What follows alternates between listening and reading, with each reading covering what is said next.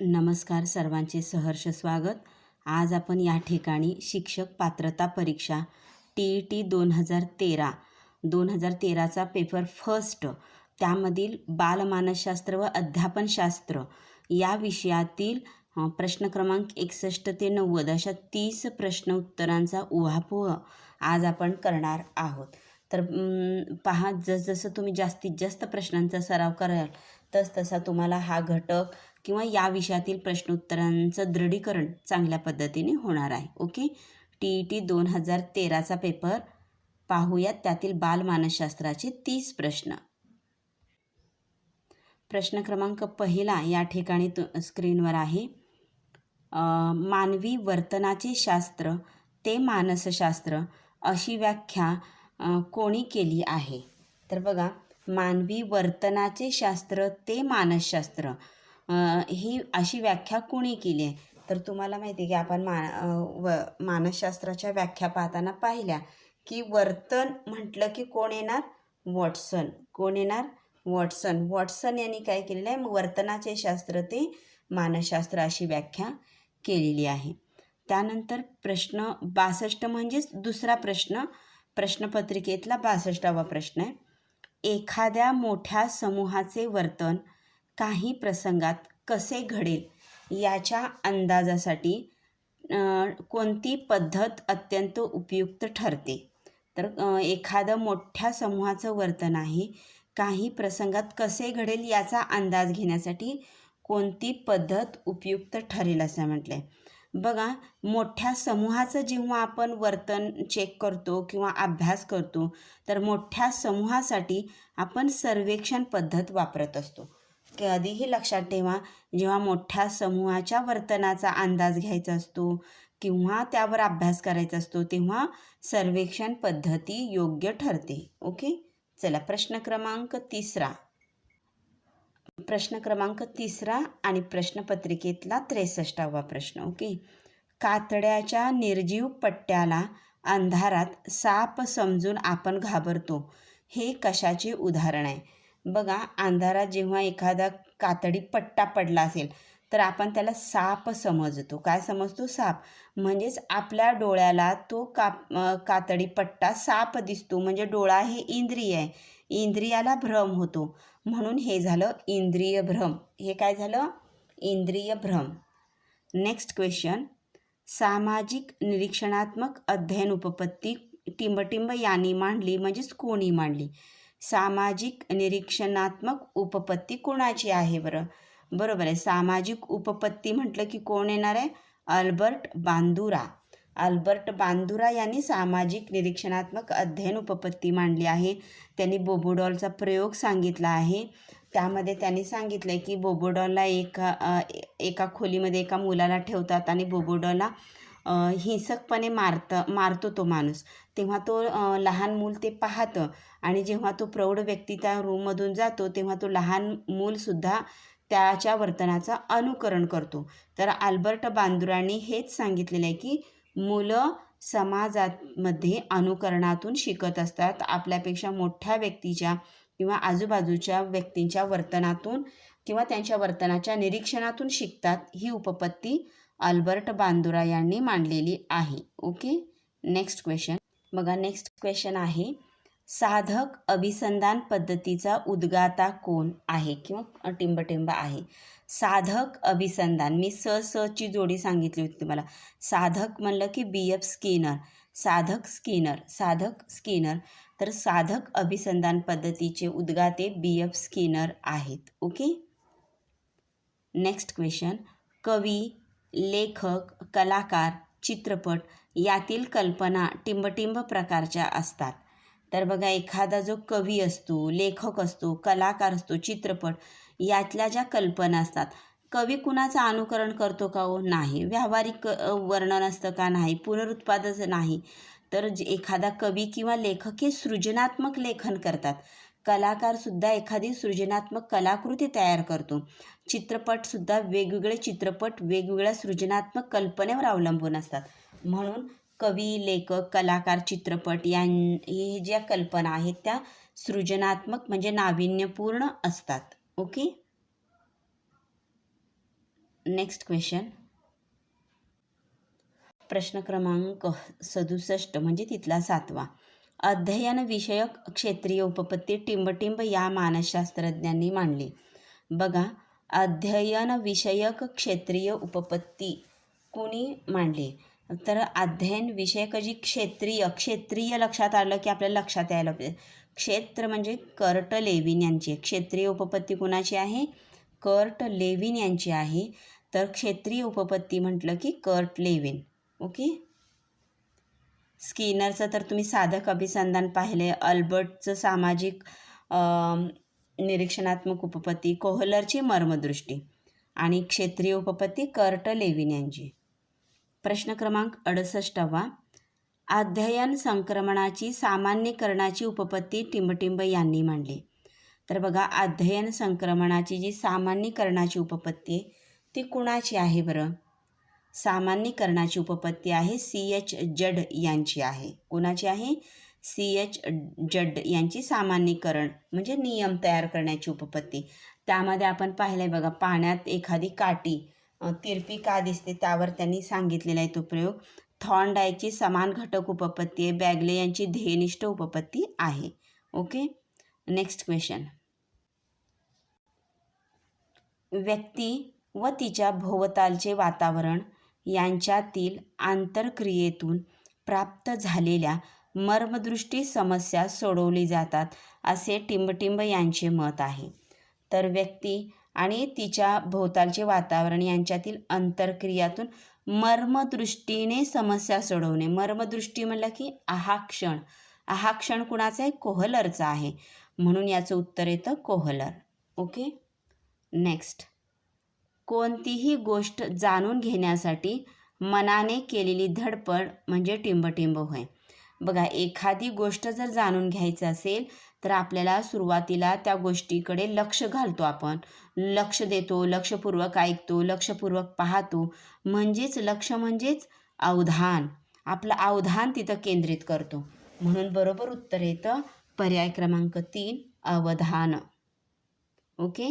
Next question, प्रतिक्रियांमधील जोश आणि आवेश वाढविणारी स्थिती म्हणजे प्रेरणा असे टिंबटिंब यांनी म्हटलेले आहे. तर ज्या प्रतिक्रिया आहेत त्या प्रतिक्रियातील जोश आणि आवेश वाढवणारी स्थिती म्हणजे प्रेरणा. हे कुणी म्हटले? तर हे मत आहे लिंडस्ले यांचं. कुणाचं आहे? लिंडस्ले यांचं मत आहे. म्हणून त्याचं बरोबर उत्तर येतं पर्याय क्रमांक 4, लिंडस्ले. प्रश्न क्रमांक 72वा. सायकलवर तोल सांभाळता आला की स्कूटर किंवा मोटरसायकल शिकण्यास त्याचा उपयोग होतो. हे टिंबटिंब संक्रमणाचे उदाहरण आहे. तर बघा, तोल जर सांभाळता आला की मोटरसायकल येतं, म्हणजेच पॉझिटिव्ह फायदा झाला. यालाच आपण धन संक्रमण असे म्हणतो. काय म्हणतो? धन संक्रमण. ओके. नेक्स्ट, प्रश्न क्रमांक 73. विकास अवस्थेतील वयोगट 6 ते 12 वर्ष या कालावधीला टिंबटिंब असे म्हणतात.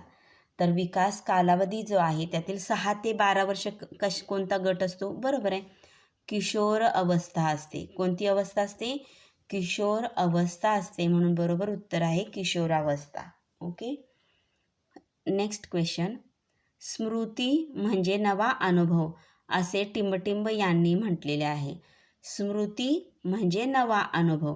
बघा, स्मृती म्हणजे नवा अनुभव म्हणजे स्टाऊटनी म्हटलेलं आहे. कोणी म्हटलेलं आहे? स्टाऊट. म्हणजे स्टाऊट हे नावच आधुनिक वाटतं बघा, नवा वाटतो म्हणून नवा अनुभव. ओके. स्टाऊट.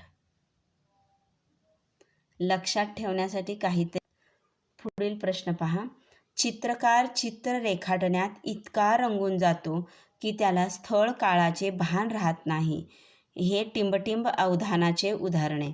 तर चित्रकार चित्र रेखाटण्यात इतका रंगून जातो की त्याला स्थळ काळाचे भान राहत नाही.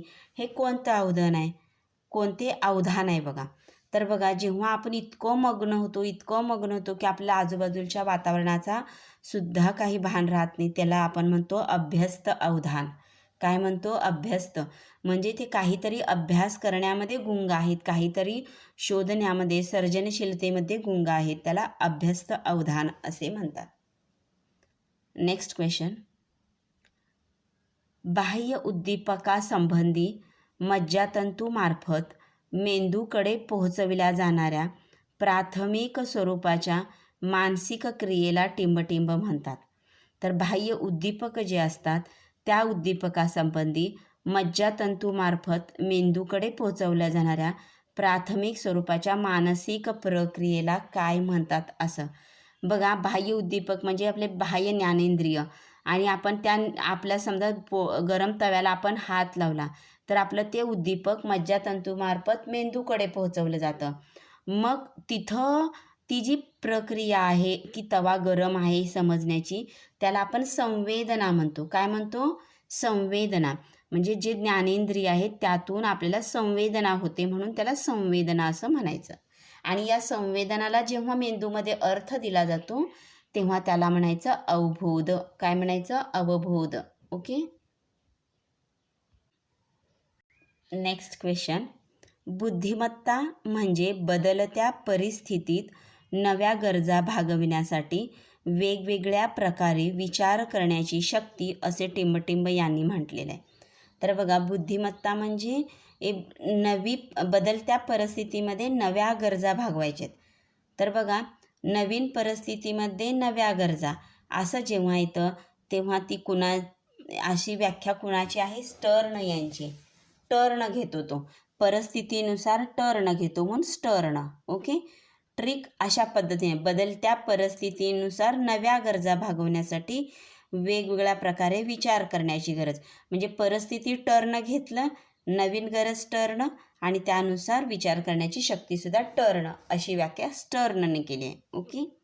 नेक्स्ट प्रश्न क्रमांक 78. आकलन, शोध, दिशा व टीका हे बुद्धीचे 4 पैलू आहेत असे टिंबटिंब यांनी मांडले आहे. तर आकलन, शोध, दिशा आणि टीका हे बुद्धीचे 4 पैलू आहेत असे कुणी मांडले आहे?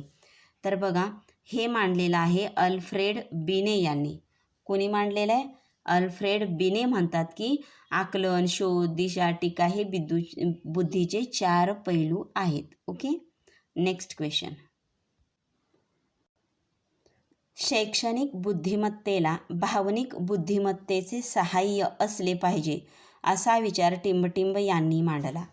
तर शैक्षणिक बुद्धिमत्तेला भावनिक बुद्धिमत्तेचे सहाय्य असले पाहिजे असा विचार कोणी मांडला?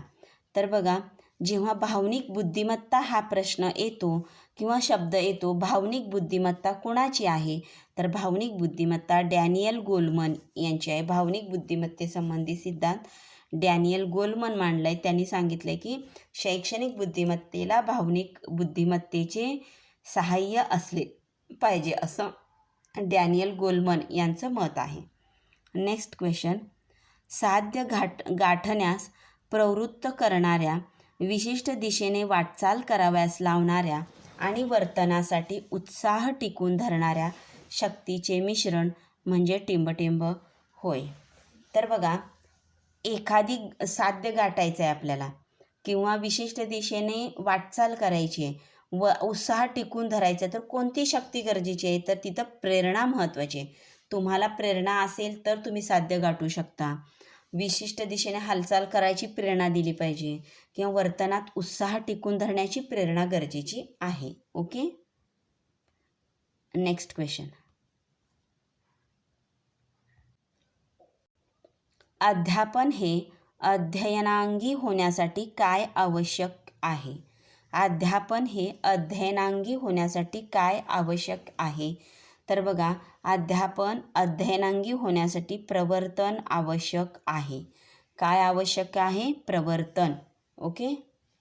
नेक्स्ट. इसवी सन 1921 साली दक्षिणामूर्ती येथे बालमंदिर नावाची शिशुशाळा कोणी सुरू केली? तर बघा, आपल्याला माहिती आहे की 1921 साली ज्याला दक्षिणामूर्ती म्हटलं जातं त्यांनी बालमंदिर नावाची शिशुशाळा सुरू केली.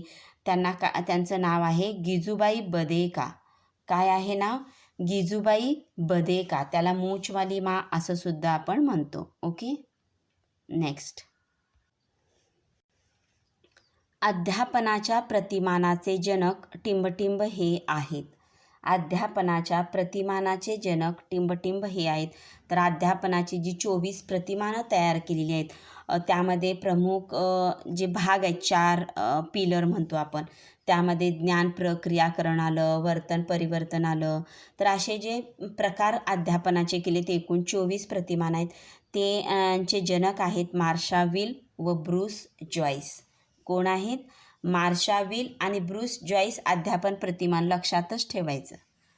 नेक्स्ट क्वेश्चन, सजीवांची लक्षणे हा पाठ शिकविताना शिक्षकांनी सुरुवातीला विद्यार्थ्यांकडून सभोवताली असणाऱ्या सजीवांची माहिती काढून घेतली. येथे शिक्षकांनी अध्यापनाचे कोणते सूत्र वापरले? तर बघा, शिक्षक आधी काय सजीवांची लक्षणे हा पाठ शिकवताना विद्यार्थ्यांना सजीवांची माहिती काढून घेतली त्यांनी. म्हणजे प्राणी पाहिलात का, पक्षी पाहिलात का, झाड पाहिलात का, त्यांची हालचाल कशी आहे, काय आहे, माहिती काढली आणि त्यानंतर सजीवांची लक्षणं त्यांनी सांगितली. म्हणजेच ते ज्ञाताकडून अज्ञाताकडं सूत्र वापरलेलं आहे. कोणतं? ज्ञाताकडून अज्ञाताकडे. ओके. म्हणजे ज्ञात माहिती, माहीत असलेली माहिती आधी विचारायची आणि नंतर नवीन माहिती शिकवायची. नेक्स्ट क्वेश्चन, यशस्वी अध्यापन म्हणजे काय? यशस्वी अध्यापन म्हणजे काय? तर यशस्वी अध्यापन केव्हा होईल? 100% निकाल लागल्यावर होईल का? नाही. सर्व विद्यार्थ्यांनी प्रावीण्यासह उत्तीर्ण झाल्यावर नाही. विद्यार्थ्याचे यश बघून नाही. तर यशस्वी अध्यापन त्यालाच म्हणायचं जेव्हा परिणामकारक अध्ययन घडतं, त्यालाच यशस्वी अध्यापन असं म्हणतात. नेक्स्ट क्वेश्चन, क्रियात्मक क्षेत्रातील विकासाच्या टप्प्यांचा योग्य क्रम कोणता? क्रियात्मक क्षेत्रातील विकासाचा टप्पा, त्याचा योग्य क्रम कोणता? बघा, जेव्हा क्रियात्मक क्षेत्र असतं तेव्हा तुम्ही काय करता? आधी अनुकरण करता, किंवा लहान बालक म्हणा, आधी अनुकरण करतो. मग त्या अनुकरणातून क्रियाकौशल्ये शिकली जातात. त्या क्रियाकौशल्य शिकून त्यामध्ये तुम्हाला अचूकता प्राप्त होते. मग त्याचं संधिकरण होतं. मग स्वाभाविकरण म्हणजे एक नियम सहज पद्धतीने आपण तयार करतो. आता उदाहरण, कागदाचं विमान बनवायचं आहे, तर आपला मित्र किंवा शिक्षक कसं बनवतात त्याचं अनुकरण करतात. मग विमानाला बनवताना त्या कागदाला चौरस आकार कसा द्यायचा, घड्या कशा घालायचं, क्रियाकौशल्य त्यात मग सरावाने त्यामध्ये अचूकता येते. मग तुम्ही त्या योग्य पद्धतीने त्याचा सराव करता आणि त्यानंतर इतकं स्वाभाविकरण येतं की तुम्ही एका सेकंदामध्ये तो बालक किंवा ती व्यक्ती विमान तयार करू शकते, कागदी विमान. ओके. अशा पद्धतीने क्रियात्मक क्षेत्रातील विकासाचा टप्पा असतो. पर्याय 4 हे बरोबर पर्याय आहे. ओके. नेक्स्ट क्वेश्चन, खाली काही वर्तन बदल दिले आहेत, त्यापैकी बोधात्मक वर्तन बदल कोणता आहे तो ओळखा. तर बघा, इथं वर्तन बदल दिलेत, त्यातल्या बोधात्मक वर्तन बदल आपल्याला ओळखायचा आहे. बघा, शारदा सुंदर भरतकाम करते. राजूचे त्याच्या कुत्र्यावर प्रेम आहे. विनीत परिच्छेद वाचून त्यावरील प्रश्नांची उत्तरे सोडवितो. सुनीताला शंख शिंपले जमवण्याचा छंद आहे. बोध म्हणजे काय? एखाद्या गोष्टीचा बोध होणे. आता सुंदर भरतकाम करते, यात बोध दिसून येत नाही. कुत्र्यावर प्रेम आहे, बोध दिसून येत नाही. शंख शिंपले जमवण्याचा छंद आहे, इथं दिसत नाही. पण जेव्हा एखादा परिच्छेद वाचून व त्या परिच्छेदाचा अर्थ समजून घेऊन मग दिलेल्या प्रश्नांची उत्तरं सोडवतो, तेव्हा हा बोधात्मक वर्तन बदल असतो. ओके. म्हणजे त्या गोष्टीचा बोध घेऊन प्रश्नांची उत्तरे सोडवितो. नेक्स्ट क्वेश्चन, खालीलपैकी कोणती मुले विशेष शिक्षणाची गरज असणारी नाहीत ते सांगा. तर खालीलपैकी कोणती मुले विशेष शिक्षणाची गरज नाहीत असे आहेत. बघा, बौद्धिकदृष्ट्या मागासलेली, उच्च दर्जाची बुद्धिमत्ता असलेली, अध्ययन क्षमता असलेली. तर बघा, तुम्हाला काय करायचं आहे? विशेष शिक्षणाची गरज नाही असे विद्यार्थी शोधायचे. आता बौद्धिकदृष्ट्या मागासलेली यांना गरज आहे, उच्च दर्जाची बुद्धिमत्ता यांनासुद्धा गरज आहे. अध्ययन अक्षमता यांना पण गरज आहे. पण अध्ययन क्षमता जर असेल तर त्याला विशेष शिक्षण देण्याची गरज नाही. म्हणून पर्याय क्रमांक 4 हे बरोबर उत्तराचा पर्याय आहे. Okay, next. अध्ययनात क्रियाशीलता कोणत्या स्वरूपाची असते? अध्ययनामध्ये क्रियाशीलता कोणत्या स्वरूपाची असते? तर बघा, अध्ययनामध्ये क्रियाशीलता जी आहे ती शारीरिक आणि मानसिक स्वरूपाची असते. कोणत्या स्वरूपाची असते? शारीरिक व मानसिक स्वरूपाची. अध्यापनशास्त्र म्हणजे काय? तर बघा, अध्यापनशास्त्र म्हणजे पद्धती व प्रतिमान बरोबर आहे, तत्व व नियम बरोबर आहे, अध्यापन सूत्रे बरोबर आहे, म्हणजे वरीलपैकी सर्वच हे उत्तर येतं. तर अशा पद्धतीने आपण TET 2013मध्ये आलेला जो पेपर आहे पेपर 1 त्यातील मानसशास्त्राचे 30 प्रश्न आपण या ठिकाणी सोडवलेले आहेत. तर अशाच पद्धतीने मी TET 13पासून सुरू केलेली आहे. ते आपण 25चे अपलोड आहेत. 24पर्यंत सर्व PYQs आपण पाहणार आहोत. कोणकोणत्या विषयाचे PYQs पाहणार आहोत? तर मानसशास्त्र, परिसर अभ्यास, समाजशास्त्र आणि मराठी या 4ही विषयाचे PYQs आपण 2013 ते 2024पर्यंतचे पाहणार आहोत. तर तुम्हाला नियमित अशा पद्धतीचे व्हिडिओ मिळवण्यासाठी चॅनलला सबस्क्राईब करावं लागेल, बेल आयकॉन क्लिक करावं लागेल. ओके, तर व्हिडिओ आवडल्यास नक्की शेअर करा, कमेंट करा. थँक्यू.